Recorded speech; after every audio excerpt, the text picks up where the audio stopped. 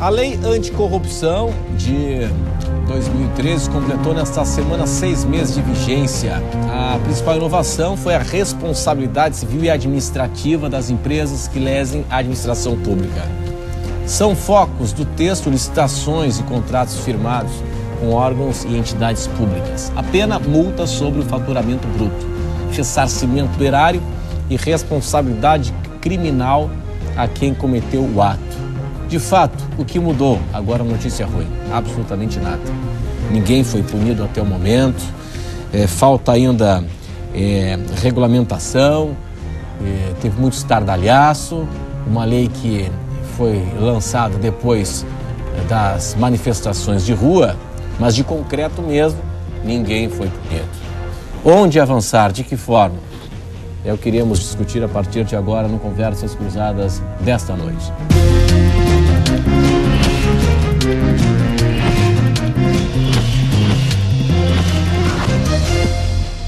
Conversas Cruzadas aqui na TV Com, você pode participar do programa pelas redes sociais. Você acredita que a lei anticorrupção, ela vai frear a corrupção no país?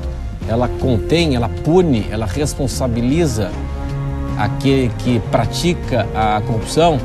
É o que tratamos a partir de agora no Conversas Cruzadas desta noite.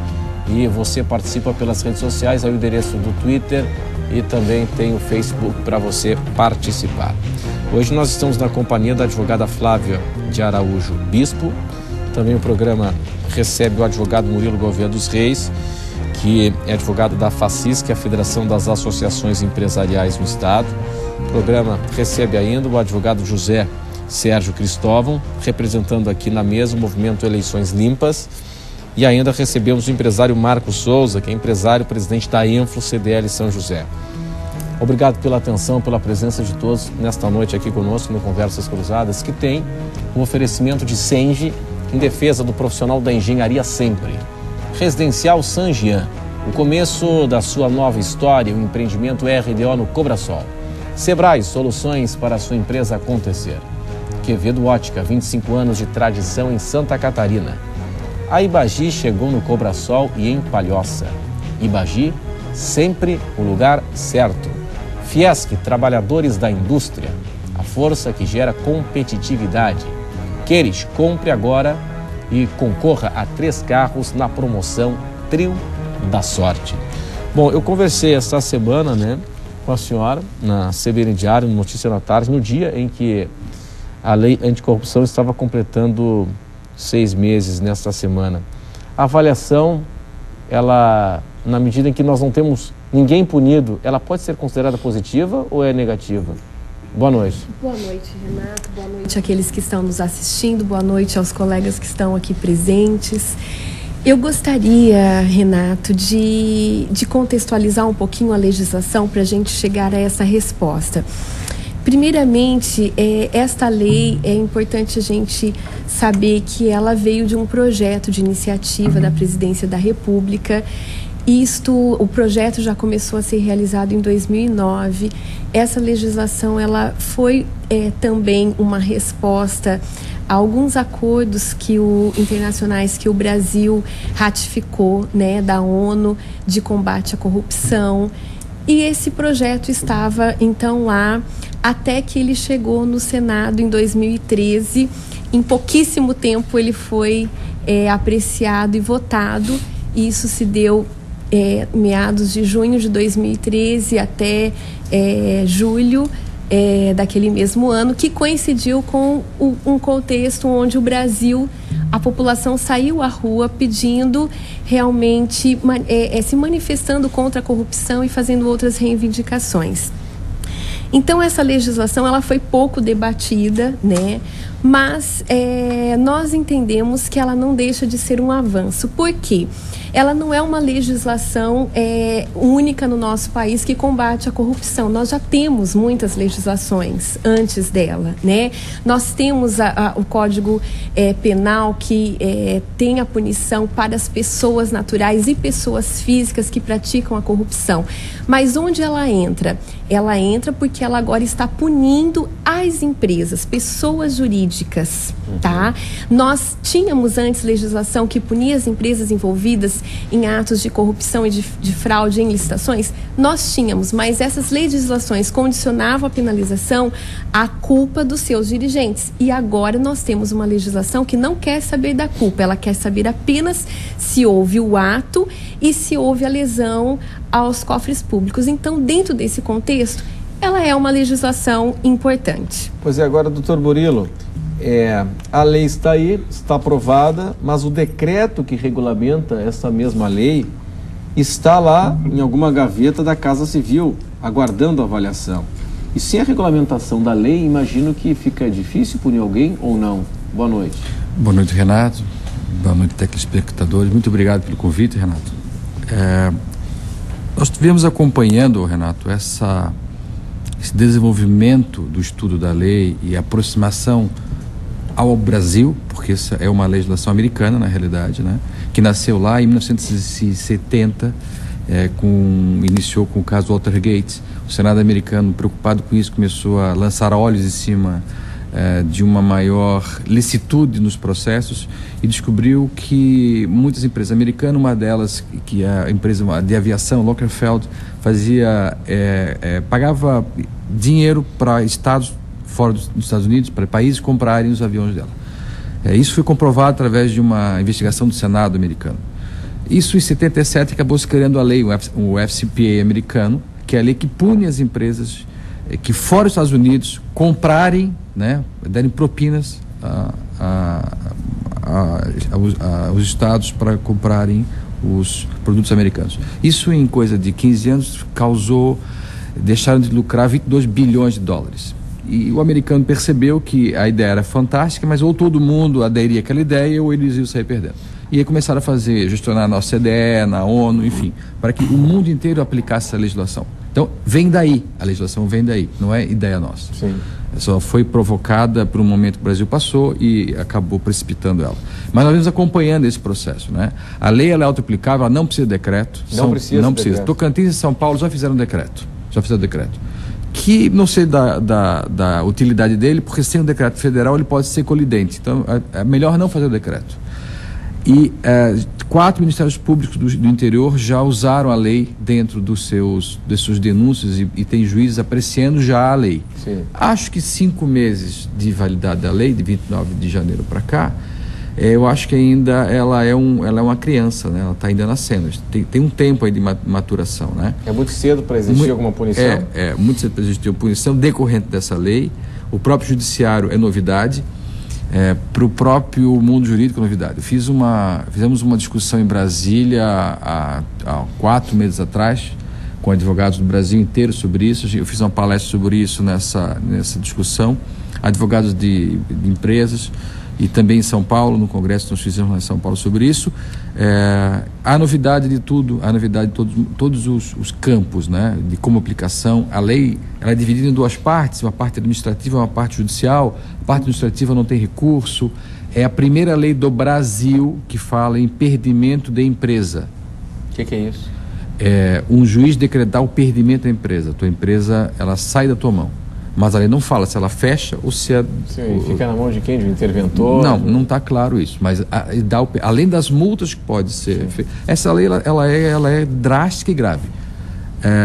Terça-feira à noite eu fiz um debate lá em Penha, aqui perto de Joinville, também com um grupo de empresariado lá, 40 empresários, que também não sabiam disso e ficaram preocupados. A ideia é fantástica. A ideia de anticorrupção ela é fantástica, né? Eu acho que todo mundo quer isso. A questão não é essa. A questão é como se aplica e como se implementa essa lei. Então, ninguém quer corrupção. Isso está claro. Ninguém. Nem o empresário, nem o trabalhador, ninguém de boas intenções quer corrupção, obviamente. Pouca gente lucra com o povo todo não lucra com corrupção. Pouca gente lucra com isso. Isso é claro. Agora, a aplicação da lei, que eu acho que ela mereceria um cuidado sob medida. E não sei se a regulamentação, que está na Casa Civil, teoricamente pronta, a gente falou com a assessoria da Casa Civil, está praticamente pronta, eles não querem publicar antes da eleição. Por que eu não sei. Pois é. Agora, é interessante a gente entender um pouquinho mais, né, como é que funciona. O doutor Murilo falou que ela se divide na esfera jurídica, esfera administrativa. E jurídica. Agora, tem um peso muito forte na questão administrativa, né? Isso. Me chamou a atenção, por aquilo que nós conversamos essa semana, queria a opinião do doutor José Sérgio Cristóvão nesse sentido, porque parece para mim o seguinte, então é a raposa cuidando do galinheiro, porque é o seguinte, então uma comissão no Estado, enquanto poder público, ou na Prefeitura, ou na União, ou em qualquer Estado do país, vai aferir se há algum problema de corrupção. Mas quando nós percebemos que normalmente tem algum agente público envolvido nisso, e há interesse do Estado, quando o Estado faz parte dessa corrupção, identificar e punir os responsáveis, é aí que está a questão. Boa noite. Boa noite, Renato. Boa noite aos colegas de bancada, pessoal que nos assiste em casa. Renato, tu sabes que essa legislação, ela traz uma série de questões a serem discutidas. Ela é interessantíssima. Eu tendo a concordar, né, com os colegas que me antecederam. Primeiro, eu acho que ela, do ponto de vista global, geral, ela é sim um avanço. Ela é propositiva, ela é simbólica, ela traz o debate da corrupção para um novo eixo. Não é que é uma novidade discutir a corrupção a partir das empresas, mas é uma novidade da legislação se marcar especificamente a partir das empresas, né? Eu tendo a concordar com o doutor Murilo, eu acho que essa legislação ela está pronta, na sua grande maioria para ser aplicada, ela não requer regulamentação em larga estrutura. Ela pode ter uma regulamentação que vai diminuir, por assim dizer, a discricionariedade do aplicador de determinadas penas e tudo mais. Mas é interessante que tu traz um ponto, aí eu penso que é uma inovação interessantíssima dessa lei, é estabelecer dois âmbitos e duas esferas, por assim dizer. A esfera administrativa e a esfera judicial. E nós no Brasil temos uma tendência a desprestigiar muito a esfera administrativa. Sim. Nota que o modelo francês, de onde nasceu o direito administrativo, a base é o contencioso administrativo. No modelo francês, até menos de uma década, nota, o modelo francês que criou o direito administrativo é de 200 e tantos anos atrás. O juiz não aprecia a questão administrativa, quem aprecia é o próprio Estado. Mas a imagem, até gostaria que o senhor abordasse essa questão também. Imagine que a imagem perante a opinião pública do procedimento administrativo é a pior possível. Quando se fala em sindicância, não vai dar em nada. Né? Vamos abrir um procedimento interno para investigar, não vai dar em nada. Essa é a sensação da opinião pública. É aquela ideia de vamos fazer uma reunião para não decidir nada. Exatamente. Então vamos abrir um processo administrativo para não apurarmos nada. Eu penso que sim, há um senso comum nesse sentido, mas eu acho que no Brasil nós já temos talvez, e aí eu estou arriscando, mas talvez nós já tenhamos maturidade democrática para discutir com mais seriedade alguns temas. Por exemplo, sim, existem pessoas honestas na política, não tem só corrupto na política. Sim, existem pessoas honestas na administração que podem levar a cabo alguma fiscalização adequada. Sim, a sociedade tem que tomar parte nessa questão e não simplesmente pensar que vai de 2 em 2 anos apertar numa urna o voto e dizer, olha, cumpri a minha função de cidadão. Eu acho que essa legislação, ela é simbólica nesse sentido, porque ela estabelece um debate sobre a corrupção a partir de uma ótica. Se existe um corrupto, existe um corruptor. Precisamos discutir isso. A 8429 de 92, que é a lei de improbidade administrativa, não é que ela não possa punir o corrupto privado ou o corruptor privado, mas não é o foco dela. A lei de licitações, a 8666 de 93, traz uma série de crimes, inclusive, que são aplicáveis à pessoa natural, mas muito dificilmente às empresas. Então eu noto que ela traz o debate como uma novidade. E nesse sentido eu penso que ela já traz avanços. Muito embora a gente tenha que temperar muito ainda. Sim. Ela é uma legislação, como o doutor Murilo comentou, e eu concordo, muito drástica em alguns pontos. Eu vou citar só um ponto para nós fazermos um gancho para depois. Ela pune a lesão aos princípios constitucionais da administração pública. Eu penso que isso é perigoso para uma legislação deixar tão aberto assim para quem vai julgar. Porque ofender a um princípio constitucional hoje é praticamente qualquer coisa. Qualquer coisa ofende a um princípio constitucional, porque a nossa Constituição é prodigiosíssima de princípios. Mas ela, claro, concretiza depois as situações, facilitar a corrupção de uma maneira, criar uma situação aqui, corromper ali. Então ela concretiza muito mais. Mas penso que no apanhado inicial é sim um avanço. Só no fato de trazer o debate já é um avanço. Vamos fazer o seguinte, eu quero saber a opinião do Dr. Marcos Souza daqui a pouco, depois do intervalo, representando o empresariado aqui neste debate, e também entender um pouco mais como é que funciona a lei, né? Como é que se aplica a lei, como é que o Estado está equipado, né? Qual é a estrutura que tem o Estado, o poder público, para fazer valer a lei. Vamos para o intervalo e até já.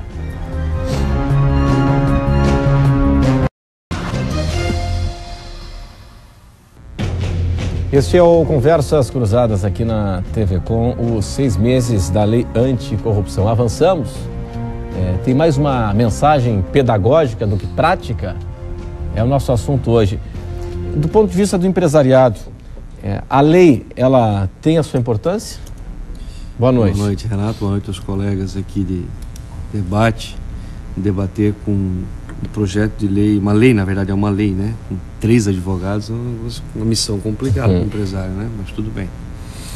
A nossa preocupação é o excesso, né, de leis que nós temos no país. Agora, claro, eu concordo absolutamente que quando se fala em combater a corrupção, é uma causa nobre. O doutor, quando falou, sim, existem agentes públicos honestos, existem cidadãos honestos, eu quero completar dizendo que sim, existem muitos empresários honestos e que na verdade são a grande maioria, né? Aplicabilidade, alguns pontos, apesar de não ser advogado, alguns pontos que nos preocupam na lei, conversando com colegas empresários, mas mais do que isso, Renato, eu gostaria de trazer para o debate também a pouca efetividade do que nós já temos enquanto combate à corrupção, né? Enquanto fiscalização do poder público e dessa relação entre o poder público e a classe empresarial. E isso começa nos municípios, a relação entre o executivo, o legislativo, o próprio Tribunal de Contas quando fiscaliza os municípios, né? E você não vê isso com uma efetividade, você não vê efetivamente a punição. Então, para que a pessoa, seja ela uma pessoa jurídica, seja ela um agente público, tenha receio de cometer o ato ilícito, ele tem que ter a certeza da punição. E isso no Brasil é inverso, né? Nós temos a certeza da impunidade em muitas esferas.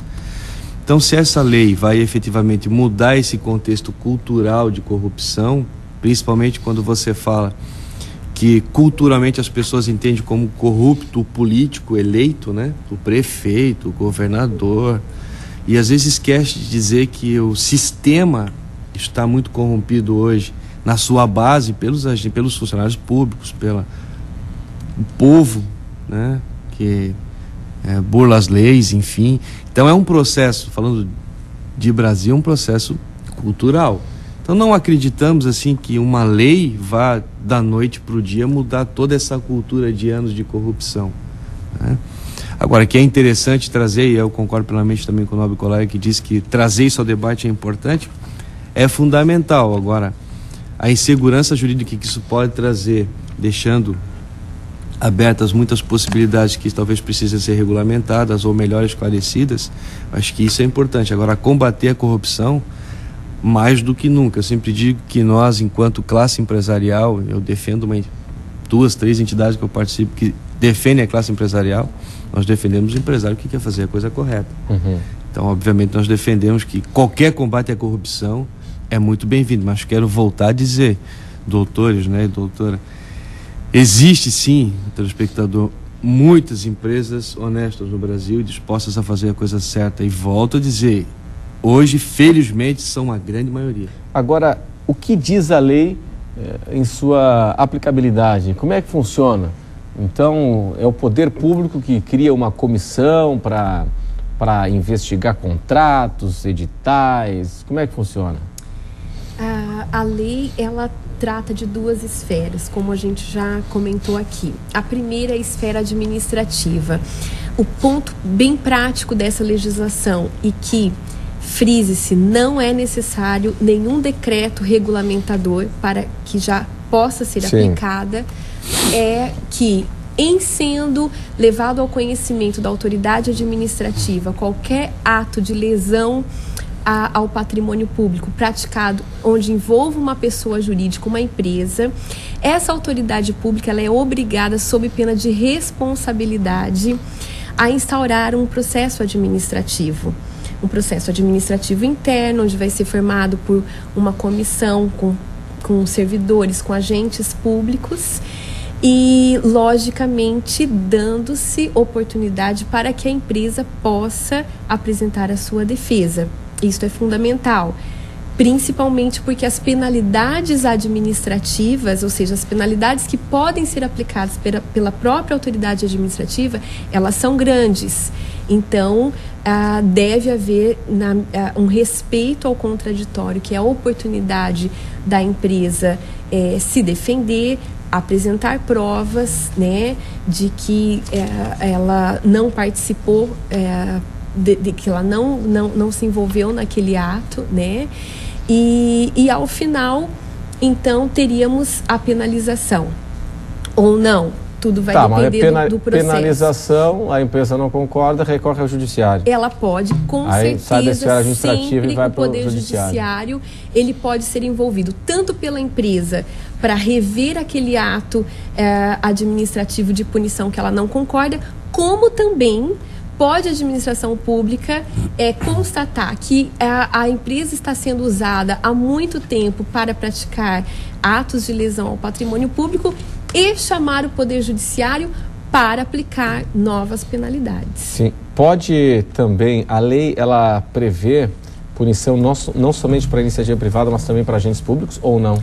Especificamente, essa legislação ela está focada para a pessoa jurídica, para a empresa. Apenas. Não que não existam outras legislações que também estabeleçam penalidades para agentes públicos. Existe, mas o foco desta lei é a pessoa jurídica. E na esfera, judicial é interessante colocar até para o nosso espectador que as legislações elas podem comungar, né? Eu posso ter um debate em uma ação judicial que não tenha incidência só nessa lei. Exato. Eu posso cumular, por exemplo, a lei de improbidade administrativa juntamente com a lei anticorrupção, até para abarcar maiores circunstâncias. Até porque esta lei, ela não está excluindo as penalidades que ela está prevendo para serem aplicadas no âmbito administrativo, ela não exclui a responsabilização das pessoas naturais.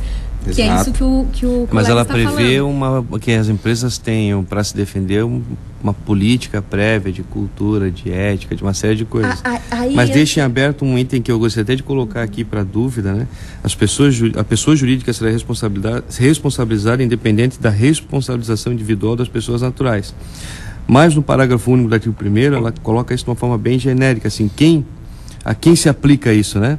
As sociedades empresárias, sociedades simples, personificadas ou não, independente de forma de organização, modelo societário adotado, bem como quaisquer fundações, associações de entidades ou pessoas, sociedades estrangeiras, enfim, abrange todos os níveis de empresas, né? E quando você fala, eu estava vendo aqui a questão do compliance, né, que é o modelo americano, e as micro e pequenas empresas, que são a grande maioria, né, de geração de emprego no país e a grande maioria de número de empresas, né, estão preparadas para atender essa defesa no caso de a gente está falando de um processo de licitação e tal, a gente não está falando só de licitações de bilhões, de licitações de pequeno porte. Sim, mas a estrutura está preparada para isso? Renato, acho que a gente podia ficar um pouco mais claro isso, porque quem assiste pode estar fazendo confusão, né? Essa lei não é uma lei penal, é uma lei administrativa, embora tenha uma cara de direito penal, tem direito penal material aqui, mas enfim, é uma lei administrativa. E ela interrelaciona com várias leis. Já existe um sistema anticorrupção no Brasil. Temos a lei do CAD, no artigo 36, a lei penal, artigo 363, a lei de improbidade administrativa, do artigo 9 ao 12, a lei de licitações de 87 a 88, lei de regime diferenciado, do artigo 47. Tem um sistema anticorrupção no Brasil já instalado há algum tempo. Essa lei veio, pelos motivos que eu expliquei, a coroar esse momento. E aí, quando eu ouço o que o Marcos falou agora, eu muito repetidamente, né, que se fala de licitação. Essa lei não é só para licitação. Essa lei, qualquer relação poder executivo, legislativo e judiciário, qualquer relação, e não é a empresa, e aí que está o problema do americano, é aí que o americano criou que sentiu muito isso.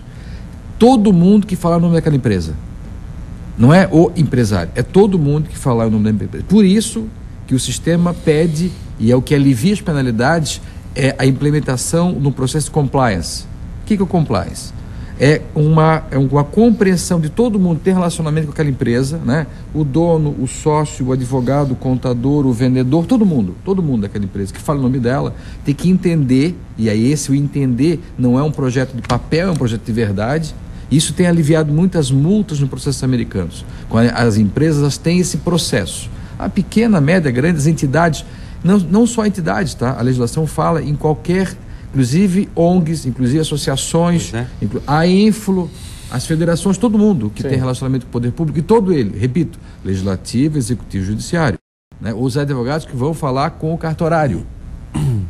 Isso, e aí não pode ter nenhum tipo de problema. A denúncia que houve alguma coisa, a denúncia, uma folha de papel denunciando ao chefe, ou ao governador, ou ao prefeito, ou ao presidente do tribunal, enfim, ao chefe daquele poder. Essa denúncia, ela instala um processo administrativo com 3 estáveis que ele escolhe. 3 pessoas estáveis, concursadas. E vai escorrer ali um processo administrativo. Com direito ao contraditório, é culpado, não é? Bom, essa denúncia pode... De qualquer um. De qualquer pessoa. De qualquer um, né? Quem que denuncia? Esse é outro ponto, muito bem colocado. Então a gente tem, assim, vários olheiros. Ministério Público, Estadual e Federal. Tribunal de Contas, Polícia Federal. Eu elenquei alguns. Sim. Controladoria Geral da União. Órgãos municipais e estaduais. A Fátima, o IBAMA. Autoridade máxima, no caso de licitação, quem não venceu a licitação. Então todo mundo está vigiando essa lei. Essa lei tem tudo para dar certo. E não tem como não dar. Mas essa denúncia ela é feita para o chefe do poder, no caso? Sempre o chefe do poder da secretaria, de quem está no comando daquela. Aí tem que nomear 3 estáveis que vão começar a fazer o processamento administrativo, né? Que tem 3 funcionários de carreira. 3 estáveis, tem estabilidade, não pode ser indicado, não pode ser caso de confiança, exatamente. E vão escolhidos pelo chefe daquela instituição, presidente, governador, seja quem for. Instala aquilo ali, julga ali, dá direito contraditório, mas não tem direito de recurso. Sim, não gostou, não concordou. Calma, vamos. Esse é o grande. É isso que está me deixando realmente emocionado. Por quê? Porque julgou, tu podes publicar na imprensa. Sim. Não. Sim, entendi.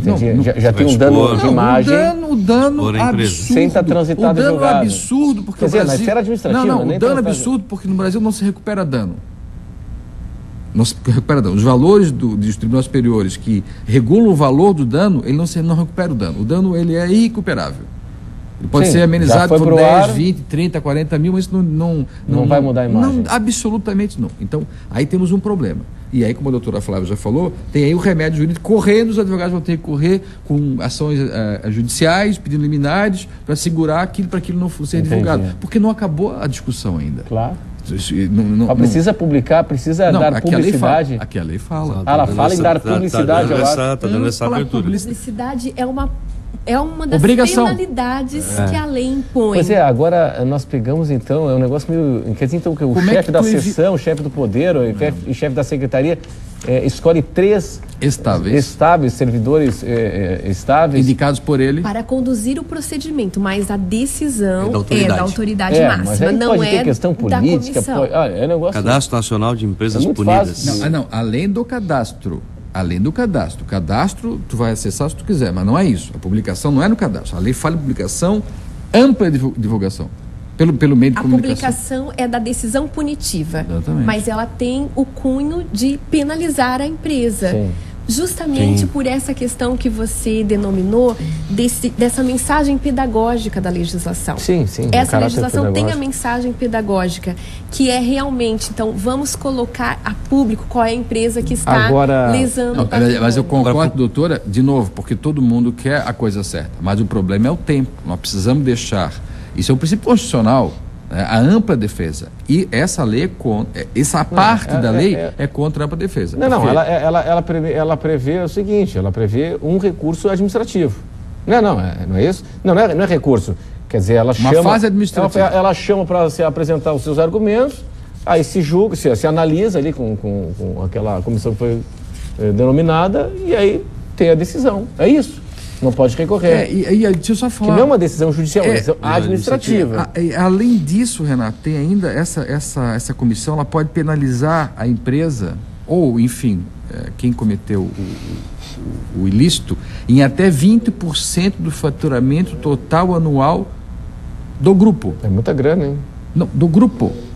Sim, quer dizer que pode ser muito maior do que o contrato que ela está firmando com o Estado, do com o grupo. município, enfim. Então, assim, isso, grupo, entende como um grupo em qualquer lugar do mundo, tem um faturamento no grupo. Não, pois Isso é um absurdo. Se fala muito em proporcionalidade hoje, lógico, né? lógico.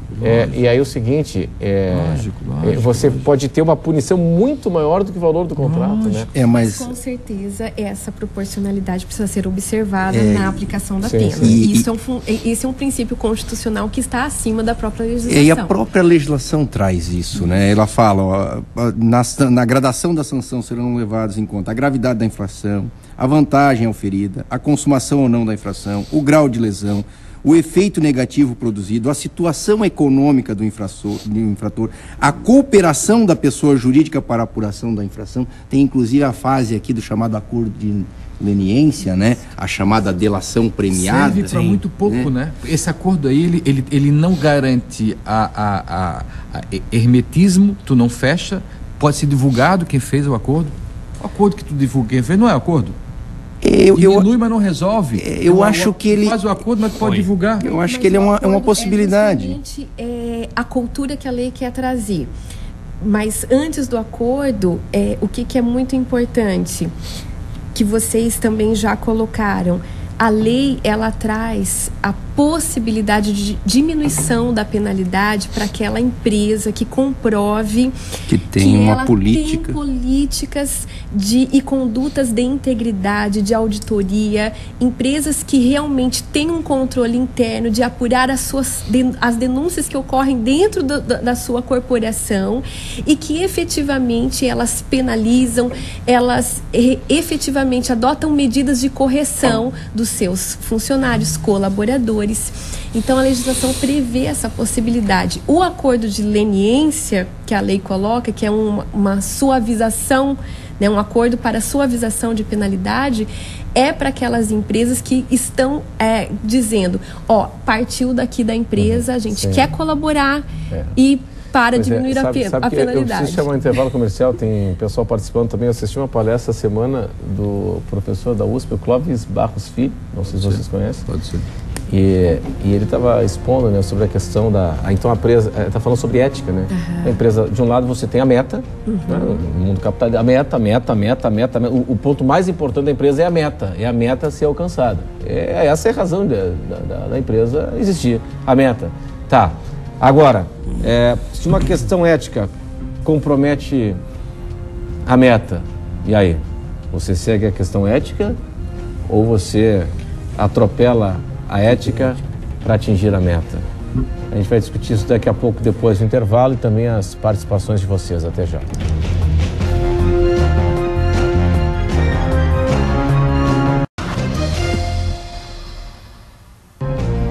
Este é o Conversas Cruzadas aqui na TV Com. Nosso assunto hoje, os 6 meses da Lei Anticorrupção. Vamos ver o que o pessoal em casa está opinando sobre o assunto. Vamos ver se a turma está otimista ou não. Gustavo Corrêa diz assim, tem que haver mais rigor para fiscalizar empresas que cometem irregularidades em contratos públicos. Além disso, a preocupação deve ser constante também sobre a sonegação de impostos, crime muito comum entre várias empresas. Obrigado, Gustavo, pela participação. William Bach, a lei não tem nada a ser comemorado nesses seus primeiros 6 meses. Nada aconteceu, tudo continua igual. É preciso mudar a mentalidade de quem opera as empresas. O Luciano Schmidt diz assim, eu acredito mais na possibilidade de ela funcionar na prática nos próximos 6 anos. Honestamente, nem notei que a lei já estava em vigor. A turma está para baixo, né? Eu acho que é pouco tempo, né? Eu acho que é muito pouco tempo para nós fazermos uma análise do ponto de vista de uma legislação que tem menos de 6 meses de efetiva vigência prática, né? Muito embora já desde do ano passado, mais uma vacância de 180 dias.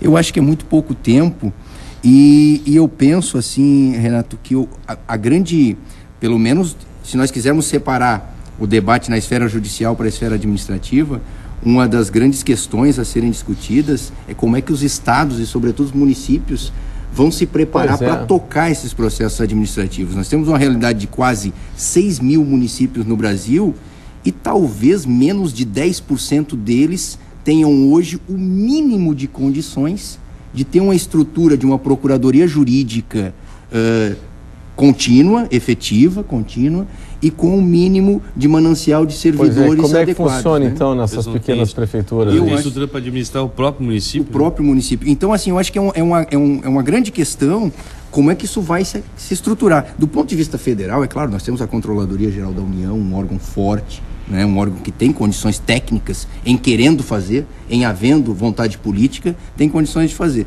Mas eu penso que o debate ele precisa ser trazido à tona para que a gente consiga amainar alguns excessos, talvez, da lei, para que a gente consiga dar efetividade prática à lei. Como nós conversávamos no intervalo aqui, nós temos uma sociedade de extremos paradoxos, né? Nós nos dizemos uma sociedade, mas ela é toda nuclearizada, ela é toda individualizada. Eu até brincava, né, no intervalo. Nós temos uma sociedade em que eu me considero um excelente motorista, mas vivo num trânsito caótico, né? Eu me considero uma pessoa entendidíssima de futebol, mas a minha seleção leva 7-1 na semifinal da Copa.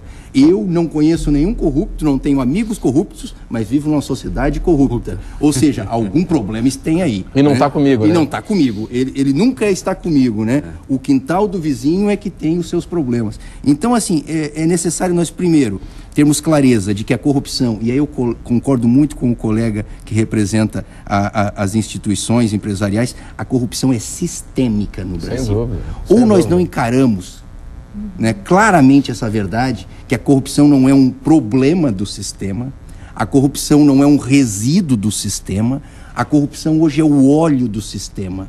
Ela que faz tocar a engrenagem que se coloca como pronta para nós. Então, ou nós batemos nessa realidade, claramente, ou então nós vamos ficar vivendo de faz de conta. Né? Eu escutei alguém perguntar para o Cortella mas o que é, ele estava falando sobre ética e tal, mas o que é certo e o que é errado?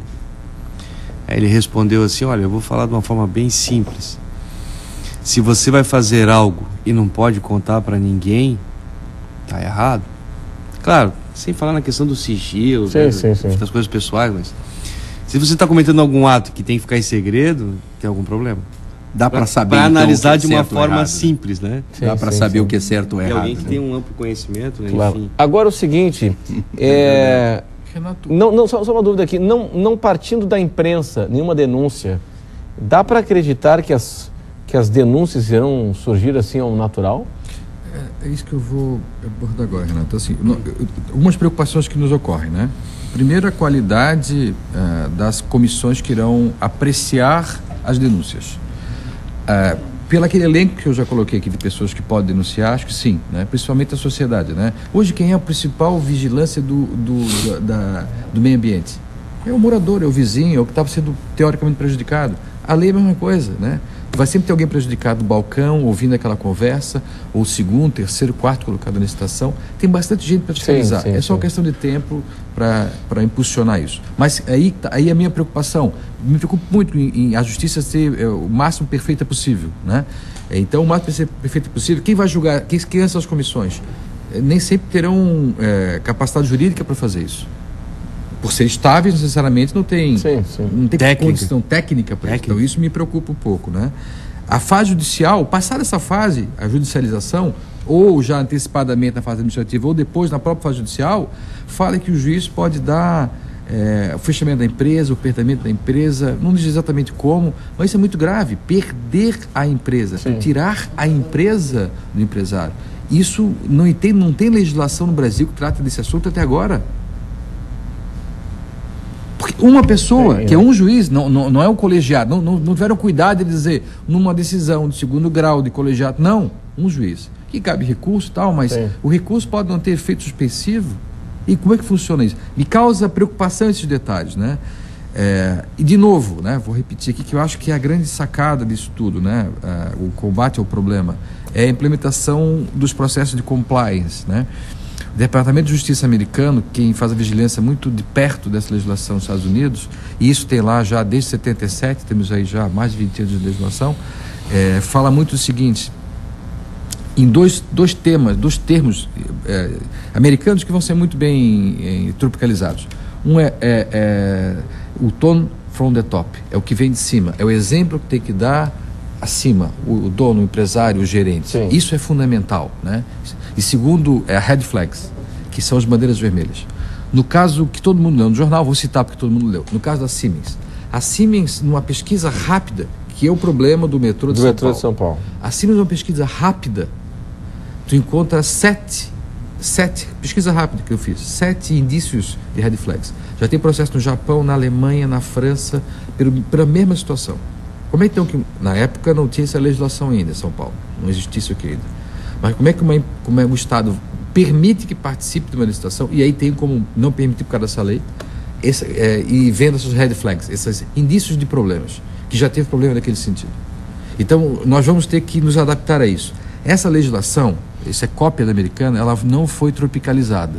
Então, é muito importante entender isso, e os princípios que estão nessa legislação não são do Brasil, não são do civil law, e sim do anglo-saxão, do direito americano, do inglês. Sim. Então vamos ter um problema de interpretação aqui grande, que é importante a gente discutir sobre isso. Mais um.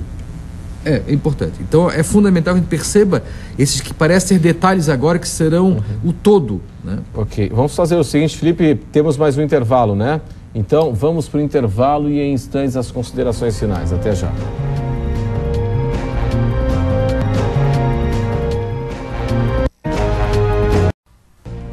Este é o Conversas Cruzadas aqui na TV Com, 6 meses da Lei Anticorrupção, completados nesta semana, e nós estamos na reta final do programa, mais 5 minutinhos para encerrar. Bom, se falou aqui que a regulamentação, o decreto para a regulamentação da lei está na Casa Civil, mas não precisa do decreto para ela funcionar. Mas o que precisa ser regulamentado? Só existe um ponto que a legislação pede regulamentação. É para a definição dos critérios de efetividade das normas internas de integridade e auditoria que a empresa deve ter para, em ocorrendo um processo administrativo, isso ajuda a reduzir a pena. Pois é, agora, não como deixar de aplicar, como disse o presidente Marcos agora há pouco aqui, mas é uma empresa de menor porte que... É de médio porte. De médio porte que de repente não tem ali um mecanismo interno de controle, auditoria interna. Que a mídia tem dito que as de grande porte estão com dificuldade, não tem isso ainda no Brasil. Mas imagina isso não de médio vai, pequeno porte. Né? Eu penso que isso não prejudica a pequena empresa, porque se ela é uma pequena empresa, pressupõe que os seus dirigentes conseguem visualizar muito mais de perto o que acontece, sendo mais, não se aceitando certas escusas, diferente de uma companhia grande, onde algumas coisas podem sair do controle, e aí sim a necessidade de ter essas normas visualizar e orientar, sim, mas provar que está fazendo isso é um outro problema. Porque geralmente a pequena empresa não tem um grande número de colaboradores, então vamos dizer assim, ela não vai ser prejudicada por isso. A vontade da empresa é praticamente a vontade do empresário. Pode-se fazer uma análise nesse sentido, então, sim. Não prejudica a pequena empresa por conta disso. Renato, eu fico preocupado, né? O ambiente que nós queremos é um ambiente futuro justo e perfeito.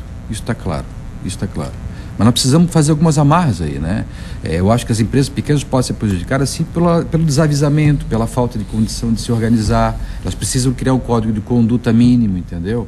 Elas precisam ter um processo de conscientização mínimo, porque uma empresa que tenha 5 empregados e um vendedor, ela já pode ter uma penalidade de 20% do seu faturamento bruto. O sujeito pode não faturar, o resultado pode não ser 5% no final do ano, ele vai ter uma multa de 20%. Nós precisamos criar esse ambiente. Aí o fator das entidades comerciais, empresariais, industriais é central, né, para debater essas questões dentro do grupo, né, de empresas. Ele se torna um protagonismo quase essencial. É uma essencialidade de protagonismo. As colunas que vão fazer isso. Exatamente. Eu penso claramente nesse sentido, e a preocupação ela é muito interessante no sentido de nós criarmos um ambiente de debate sobre isso dentro da empresa. Do contrário, nós vamos talvez sim, e aí eu concordo, estarmos apenando aquele que gera emprego, aquele que cria renda, aquele que cria divisas para o país, apenando com mais uma situação de gasto e com mais uma situação de insegurança, e não é o que se pretende com a lei, né? É depurar, talvez, né, desse mercado essa situação.